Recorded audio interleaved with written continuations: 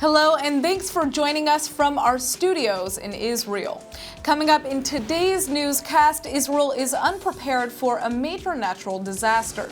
The Israeli government welcomes a top Canadian leader for bilateral talks, and Israeli scientists make a major medical breakthrough. I'm Natasha Kirchak here with the latest news in Israel.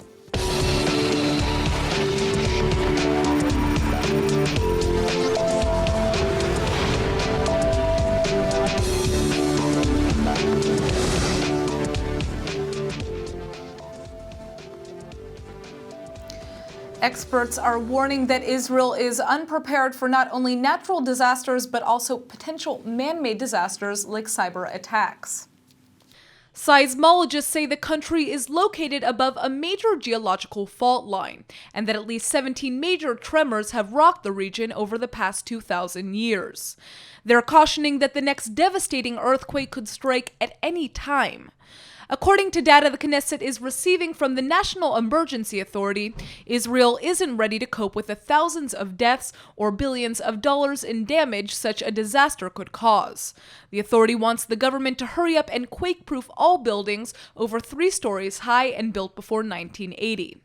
Of the 80,000 buildings meeting that criteria, so far only 2,700 have been approved for reinforcement. And most of those are in Tel Aviv, while almost none in other major cities have been touched. The Knesset subcommittee dealing with all the readiness issues says that far more resources need to be allocated now rather than waiting until the catastrophe strikes. Turning to another national vulnerability, the state comptroller is warning that civilian computer networks are at risk of being hacked. According to the latest report, the National Cyber Bureau, the Shin Bet Security Service, and the new National Cybersecurity Authority need to step up their pace of confronting rising threats. The 3 entities also need to increase their own effectiveness as well as interagency cooperation.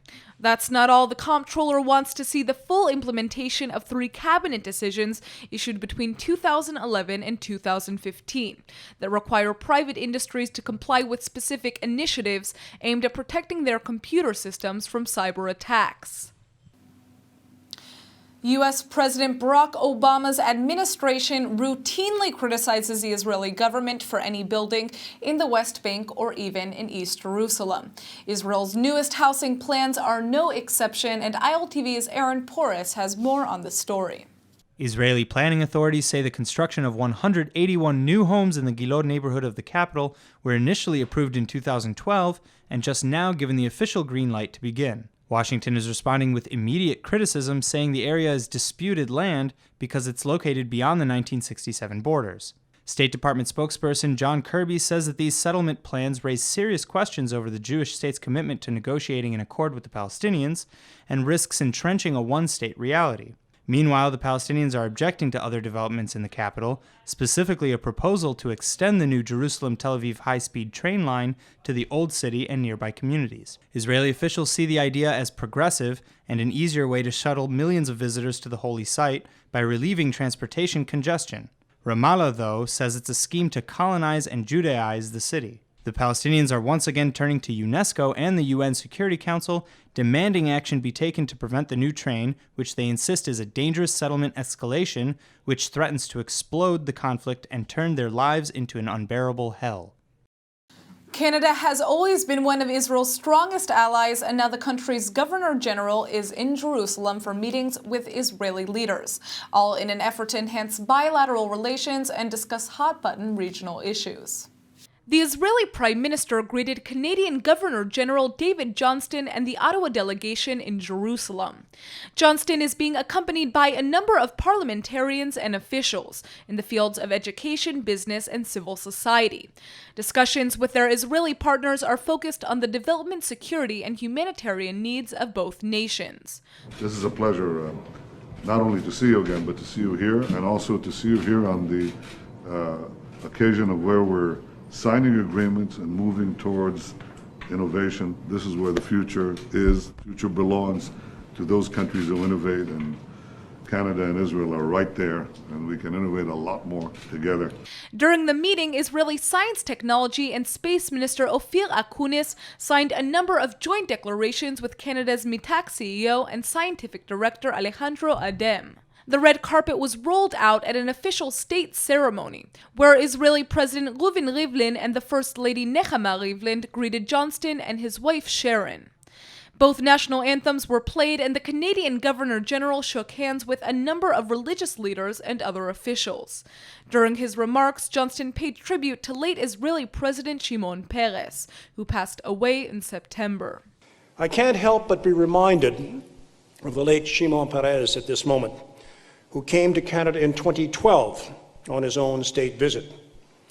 Canadians were greatly saddened at the loss of such a great statesman, a person whom we regard as a citizen of the world. And I was honored to have met him then in Canada and earlier several times in Israel. And since his visit, I have been hoping to have this chance to reciprocate the sentiments that he conveyed in Canada. And they are, our two countries are truly great friends and truly great partners.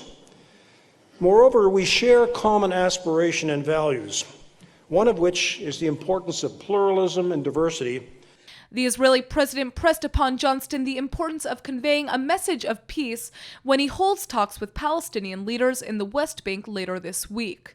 Rivlin called for a resumption of dialogue and an end to anti-Israeli rhetoric. I know you will visit our neighbors, the Palestinians.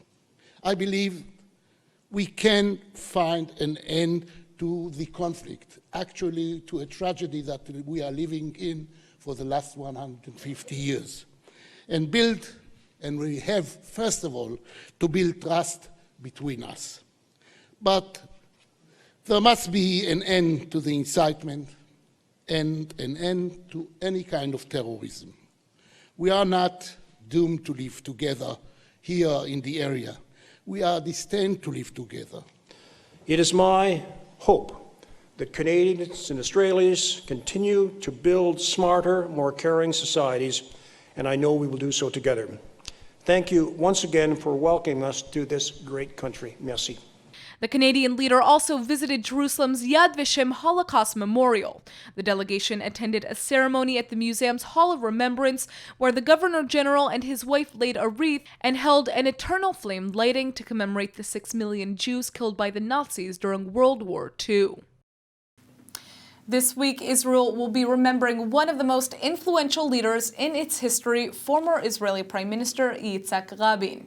I headed over to Tel Aviv to hear what Israelis have to say about the beloved leader.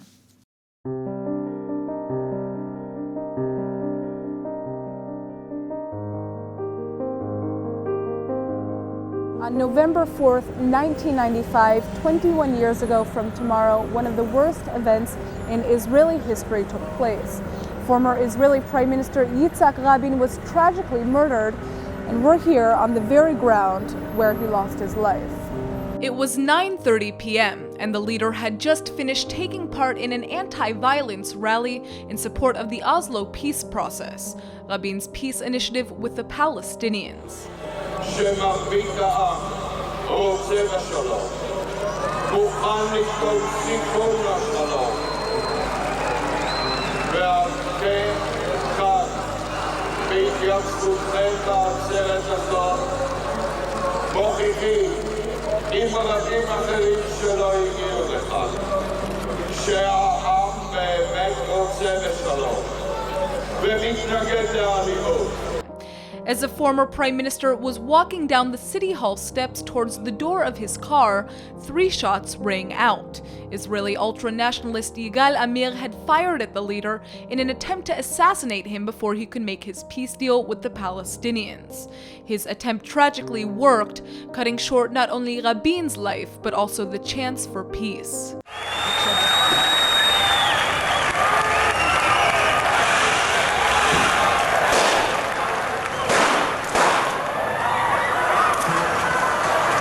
Yitzhak Rabin was the first native-born prime minister of Israel and is known until today as a symbol of peace in the Israeli-Palestinian conflict. He was quite right-wing initially. He wasn't that very peace for man, but at the end of he came to the conclusion that there is no other solution. The beloved leader was born in Jerusalem to Ukrainian Jewish parents and led a 27-year career as a soldier, rising through the ranks to ultimately become the chief of operations during Israel's War of Independence. He later went into politics, serving as prime minister in 1974, and then rising to power in 1992 yet again after being re-elected. Just 2 years later, he won the Nobel Peace Prize alongside Palestinian leader Yasser Arafat for their role in the Oslo Accords, which many claim was Israel's closest chance to peace. Tomorrow, thousands of people from around the country are going to gather right here in this plaza, which was actually named after Yitzhak Rabin, to commemorate his life and look towards a brighter future. Every year, Israel celebrates Rabin's legacy in a special gathering, and it's now become a tradition for many locals. As a small girl, I was here all the time at 4th of November, and I think it's important to save that date and to remark it and keep it like that. So just so you guys know, this plaza is actually called Kikar Rabin in Hebrew, and it continues to be a center for political protests and special Israeli events of all kinds. So in many senses, you could say it truly is a commemoration of Yitzhak Rabin's life because it shows a true Israeli push for change on the ground. I'm here with Raphael and a group of tourists from, where are you guys? Holland. From Holland, and he's giving them a tour around Tel Aviv. It's a must, I think, for every Jewish person, but also for people who are here and are seeking for peace. Of course, even paying and the value of peace has no price. So, of course, everyone here is trying to get the most of it, to get to peace. So what is the legacy that the former Israeli prime minister has left behind? He's definitely a symbol for peace here and also worldwide, I guess. And I wish we had leaders like him today. Yet not all Israelis view Yitzhak Rabin through the same lens. Personally, I think that if the Oslo Agreement was finished, it was a disaster for all of the Israelis.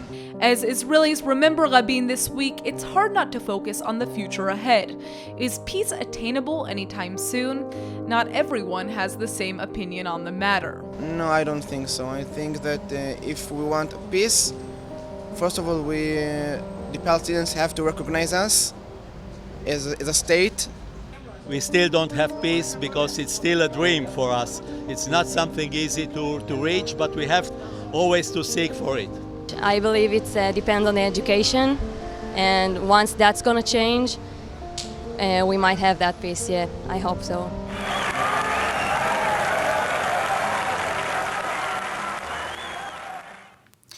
Joining us now in the studio is Ze'ev Kirchak, who happens to be both my uncle and the former political advisor to Prime Minister Yitzhak Rabin.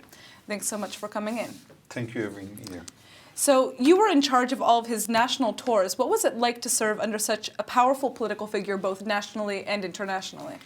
Well, I should say that first of all, when I served him, I was a very young person, 24 when I started. And of course, it was a big, huge privilege and a huge honor to serve him, especially for a young person, but not only, as you said. He was very known and very respectful in Israel and outside Israel. Of course, when you are serving such a person, you must be as serious as you can be. We are talking about a person that was before Prime Minister. Before that, he was the Israeli ambassador for the United States. Before that, he was Chief of Staff. So we are talking about a very, very special person. Yeah, a very serious person. A very serious person, of course, and you can imagine that it was something once in a life.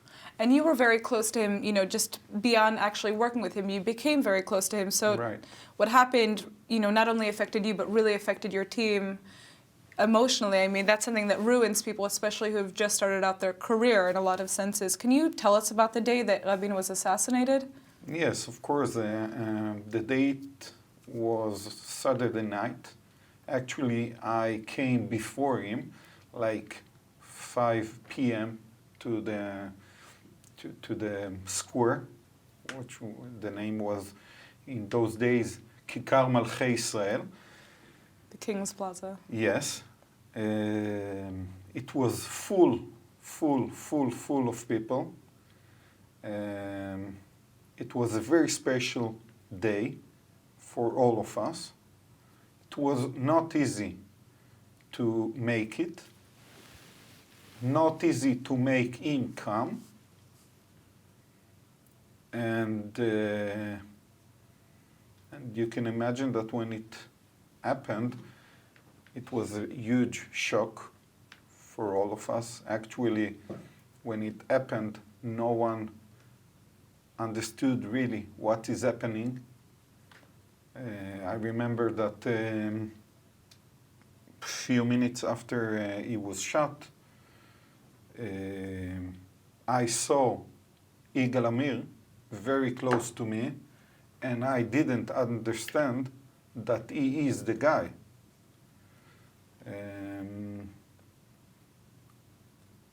And only after a few minutes I understood that this is the guy, and that something really big occurred. That just happened, yeah. Yeah, and I ran fastly to the hospital. I went down to the surgery rooms, and of course, What happened, yeah. Now, and as someone who was so involved in his fight for peace, did it feel like the chance for peace was killed at the same time that he lost his life? No, we felt that of course it will not be the same country as it was few minutes before. Something very big was broken, not only his murders, but the democracy, and that it will be a different country. I must say that I personally felt that the process of peace will continue, and I still believe that the process of peace will continue. We have a delay, of course, a big delay, but I think that the peace is in the future to come. And that we can actually attain it. Of course, I think that what he did, it's what Israel should do, and it will come. He was, also kind of a controversial character even within politics because he was considered to be a right-winger in the Labour Party, which is left-wing. Why was that? Because we are talking about, as I said, as I mentioned a few seconds ago, he was the chief of staff. He was the chief of staff during the Six-Day War. Right. He was Mr. Defense, or are we say in Hebrew, Mar Bitachon. He was known as I will say the father of all of us. The Israelis on those days felt they can count with him. To lead the army as well. To lead to lead us, to lead the people, to lead the army. He was a person that knew about security more than anybody else. So when we're talking about such a person, it was very obvious that he will be not the left end of the left when it comes Labour to dealing with Party. Palestinians in defense exactly. situation. He will reach for the peace, but for the security also. He used to say, we have to fight for peace.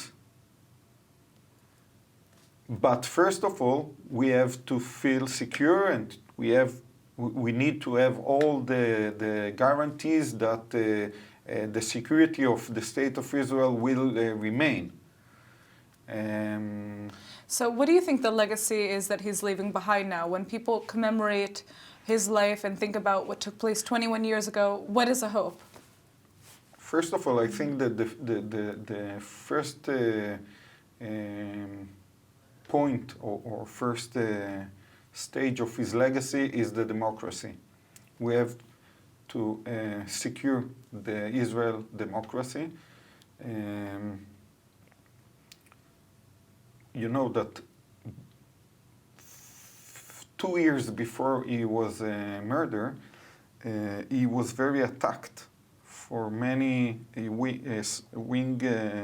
right-wingers, but attacked very powerful. There was a lot of rising violence and Yes. tension over what he was trying to do with the peace accords. Yes, and he was very concerned about it, very, very concerned about it, and we were very concerned about it, about the way they're attacking him in every place, even in his house, even in his private house, everywhere. And in the day that he was murdered, in his speech that he gave there, he was talking about the pilotes, the basis of democracy of Israel are shaking. Right, because people weren't respecting that democratic order that you have. Exactly. Right. So it was very important for him, and I think that his murder showed us that we have to keep democracy alive and very carefully, but because the democracy is not for granted. Absolutely. Well, So I think that this is his first legacy. The second is the fight for peace. We have to keep fight for the peace. Of course, in the same time, to fight for the security of Israel, but not to leave the peace behind. We have to search for the peace. Those are the two most important legacies that he left us, and if we will do both, we will have a good future here. all right, well, thank you so much for coming in. I guess we can only hope for peace now. Thanks for inviting me. Researchers in Israel have developed a revolutionary new treatment that could finally be the holy grail in curing HIV and AIDS. Until now, the medical community has been targeting the dreadful disease with a so-called cocktail of drugs that's able to slow down progression of HIV, but unable to completely eliminate it from patients' bodies. That's why the infection has lately been treated as a chronic illness rather than the death sentence it used to be, after first breaking out. But the new Israeli drug is so advanced that it's been found to decrease the HIV virus count in patients' blood by as much as 97%, just 8 days after being injected. The miracle component the Israeli researchers developed is a small type of protein called peptide that actually makes the infected cells self-destruct after being infused with several copies of the virus's DNA. That means there's no chance that the virus could reactivate itself in the future, since there won't be any HIV cells left in the patient's bodies. The drug was developed at Hebrew University in Jerusalem and is currently being tested at the Kaplan Medical Center in Rehovot. And by the way, Israel's efforts to eradicate the disease don't stop there. The health ministry is about to start distributing prophylactic drugs, shown to be effective at keeping high-risk populations from even catching HIV in the first place. And now for our Hebrew word of the day. We've all been inundated recently by the massive amount of information surrounding the 2016 U.S. presidential election. But one message that all sides agree on is that no matter who you vote for, just get out and do it. So today's word is latzbiya, meaning to vote. Latzbiya can sometimes be one of the hardest things to do since the options aren't always so easy. But latzbiya is also one of the most important things you can do since when you don't vote, your voice is truly silent. Many across the globe and many throughout history have fought or even died for the right latzbiya. So whether your choice is between candidates for president or flavors of ice cream, be sure to make yourself heard. All right, let's go ahead and take a look at the weather forecast. ILTV's weather forecast is sponsored by Adopt a Savta, taking care of Israel's lonely Holocaust survivors.